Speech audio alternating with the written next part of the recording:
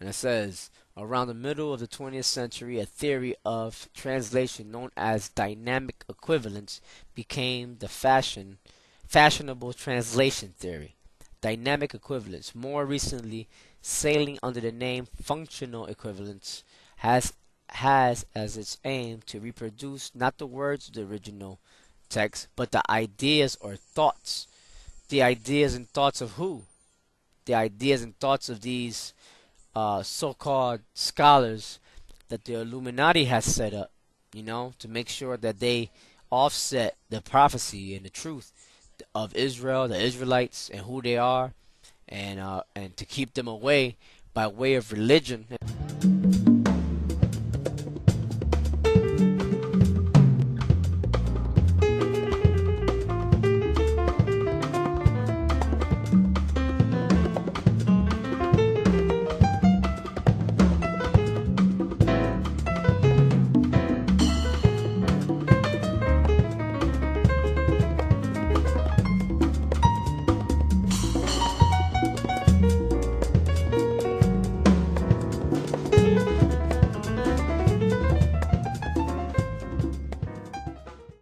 Decisions for the reader and adding commentary to the text. So that's what they did with these new Bibles. They added commentary to these texts instead of going by the real meaning of the word. You know what I'm saying? And instead of you reading what the Lord has said in the beginning, you're actually reading commentary by these Edomite so-called scholars that were set up by the bankers to confuse Israel and to confuse the rest of the people of the world, right? So they use this term here, dynamic equivalence. So what does that mean? Well, let's look that up. All right, we're gonna go to. Give me 1 second. Let's look that up and see what that means, because that was coined by those two guys, or one of those two guys that we read before up here. What was their name? It was coined. Just give me 1 second. This guy here, Eugene Nida, coined that term. Okay. So let's see what that means right there. All right. Just give me 1 second. All right. So this is the definition of dynamic. Is actually two words that involve that they come up with. Is dynamic and formal equivalence. All right. This is Wikipedia, but you can reference this with any other encyclopedia or dictionary to find out what this means. All right. So we're gonna look this up. Dynamic equivalence, it says, informal equivalence are terms for methods of translation coined by Eugene Nida. Like I said, right? I said the two terms have often been understood as fundamentally the same as sense for sense translation, translating the meaning of whole sentences, and word for word translation, translating the meanings of individual words in their more or less exact syntactic sequence, and neither did often seem to use them this way. But this original definition of dynamic equivalence was rhetorical.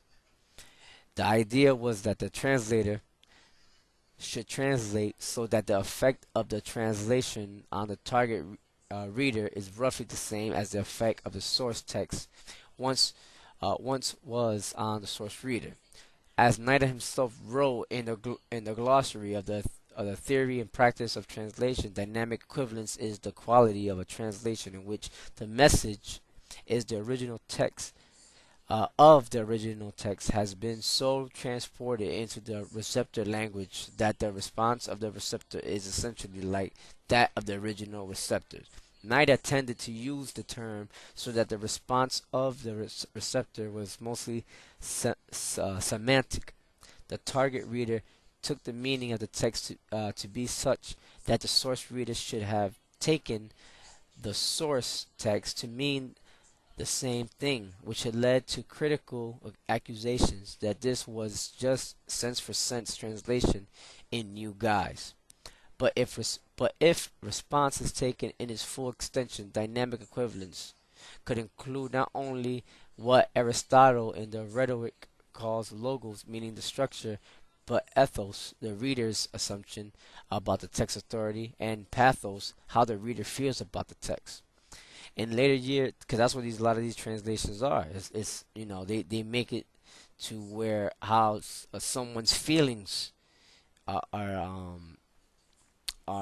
taken into effect instead of the true passages that were written in the Hebrew and the Greek of the scriptures, to mean what they mean, and to mean and to be read as the Lord had meant them to be read. It says, in later years, he distanced himself from the former term and preferred the term functional equivalence.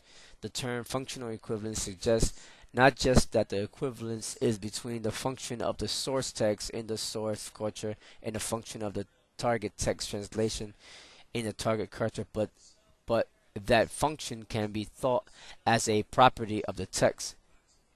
It is, however, possible to think of functional equivalence too in the larger dynamic intercultural context as about more than the structure of text, as about how people interact in cultures.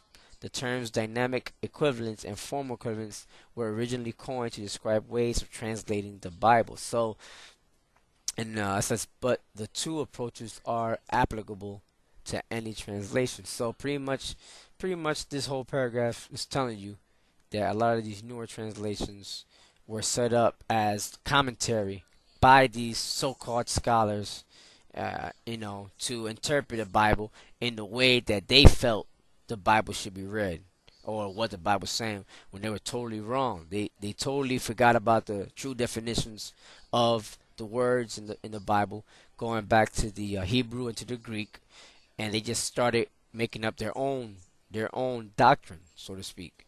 Now, that's why the name of this show is called Thou Shalt Not Add or Take Away, according to Revelation. Anybody who does that, they were gonna. As a matter of fact, let's get that. According to the Bible, it says they're gonna receive, that curse. You know what I'm saying? All the curses that are written in the scriptures, they're gonna receive. All right. So just bear with me for 1 second. All right. So we're gonna read this here. We're in the book of Revelation, chapter 22, verse 18. And it says, "For I testify unto every man that heareth the words of the prophecy of this book, if any man shall add unto these things, the Most High shall add unto him the plagues that are written in this book." All right. So pretty much that's what's gonna happen to these people that are adding to these new adding to the Bible by putting out these new translations. All right, they're gonna get these plagues. They're gonna die. They're gonna die in the most horrible way. All right. Like we always teach that the thermonuclear destruction is coming soon. It's prophesied in the scriptures, and all these people that are against the Most High, they're gonna perish. They're gonna perish in flame.